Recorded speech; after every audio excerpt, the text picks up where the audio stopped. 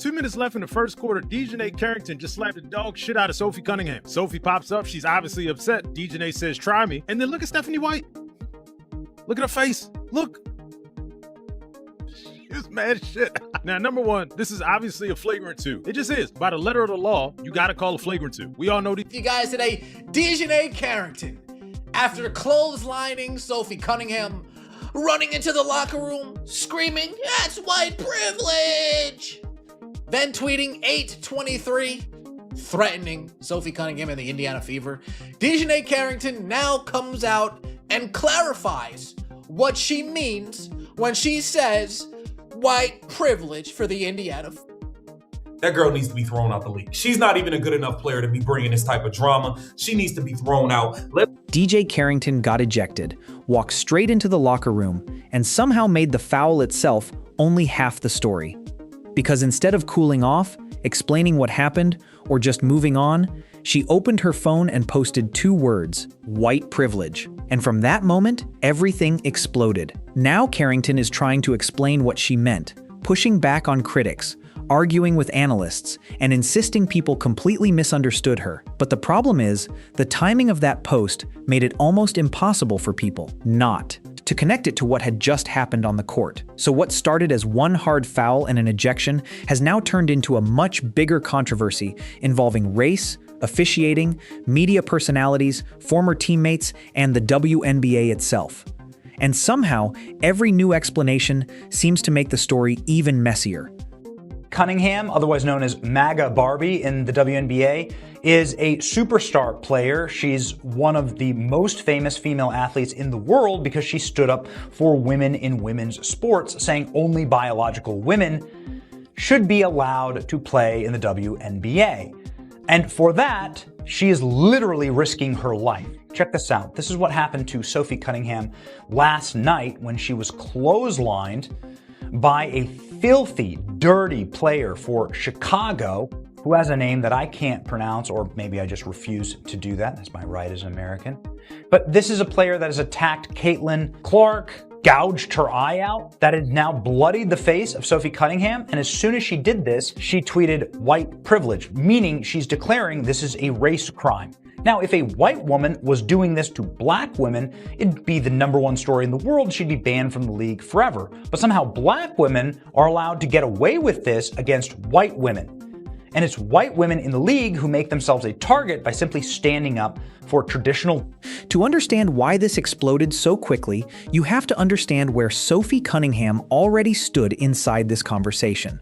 She has spent much of the season publicly defending Caitlin Clark and questioning whether officials are doing enough to protect her from excessive physical play. She hasn't exactly been quiet about it either. Cunningham has called out specific incidents, talked openly about the way Clark gets defended, and suggested that some players around the league have wanted to give Clark a very physical introduction to the WNBA. That kind of commentary is always going to create enemies, and Cunningham appears to know that. So when she suddenly became the player taking a brutal hit herself, people immediately started looking at the play through a much bigger lens. Fair or not, this foul arrived with history already attached to it.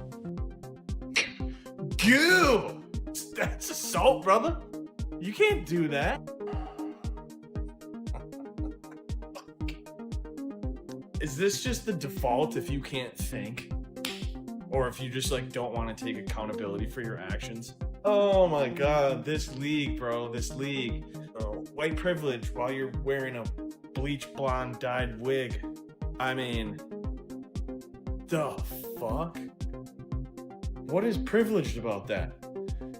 You Stone Cold Steve Austin clotheslined her ass. What about that is white privilege? The WNBA stays undefeated. It truly does. They can't get out of their own way. And that history is exactly why the reaction became so intense. People weren't watching this play in isolation.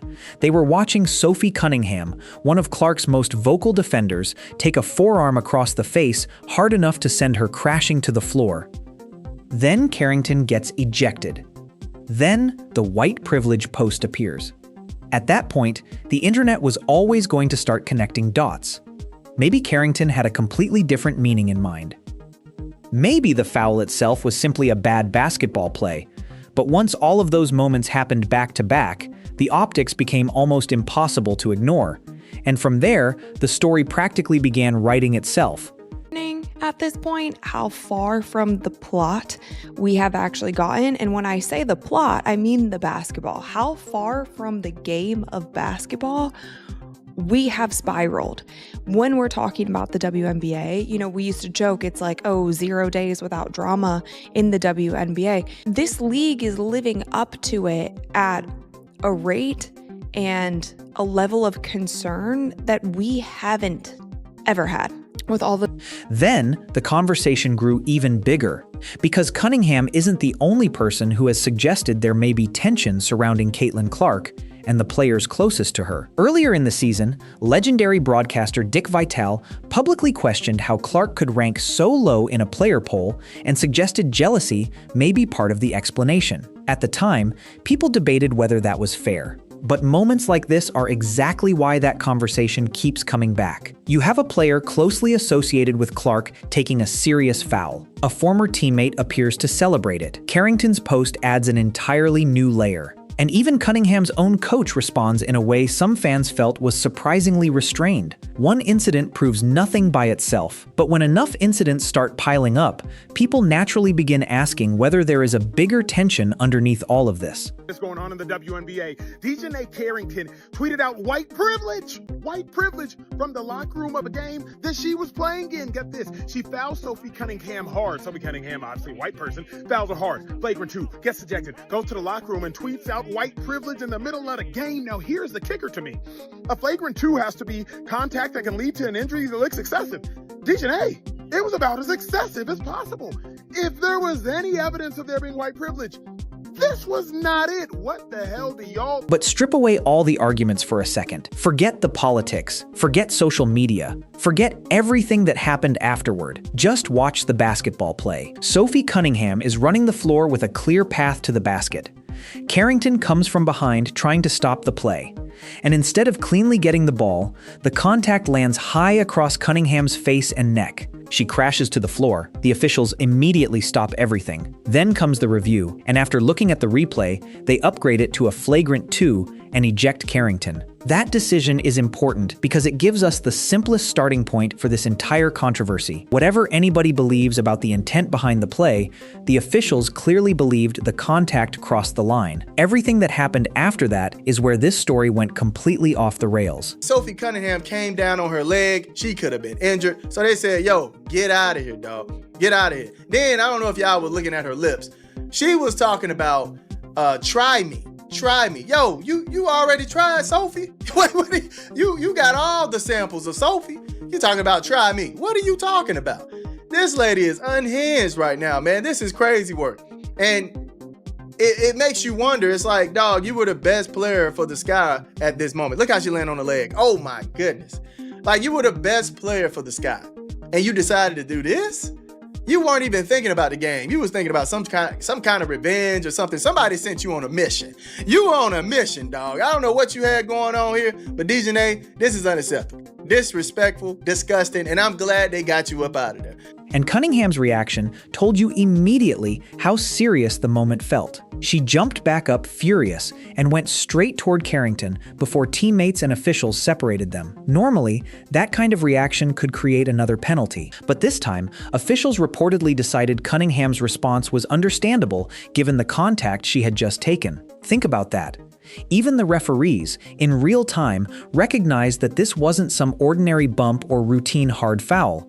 The contact was severe enough that they ejected Carrington and still gave Cunningham some latitude for reacting emotionally. That makes what happened next even more important. Because once Carrington reached the locker room, the conversation stopped being about whether the foul was excessive. The officials had already answered that. Now the question became why Carrington suddenly brought white privilege into the discussion at all. Flagrant 2 on DiJonai Carrington against Sophie Cunningham, where she proceeded to go into the locker room and tweet white privilege after being thrown out of the game. I'm not going to comment on that situation, but I will say this. This is a flagrant 2. Black, white, Asian, Hispanic, don't matter. This is a flagrant. I mean, she clotheslined her. What more do you want? So this looks very bad. It just shows that the WNBA is nowhere near where they need to be professionally. Because again, This is a clothesline. It's flagrant. Carrington could have walked away from the ejection and allowed the play to disappear into the normal cycle of sports controversy. Instead, she posted 2 incredibly loaded words and tagged the Indiana Fever. No explanation, no context, just white privilege, and the timing did the rest. Minutes earlier, she had been ejected after a hard foul on Sophie Cunningham. Now she was invoking race while tagging Cunningham's team. Of course people connected the 2 events. How could they not? And once that interpretation took hold, the story exploded far beyond basketball. Suddenly, analysts were debating it. Fans were arguing about it. Commentators were taking sides. And Carrington now had a much harder problem than defending one foul. She had to explain what those 2 words actually meant.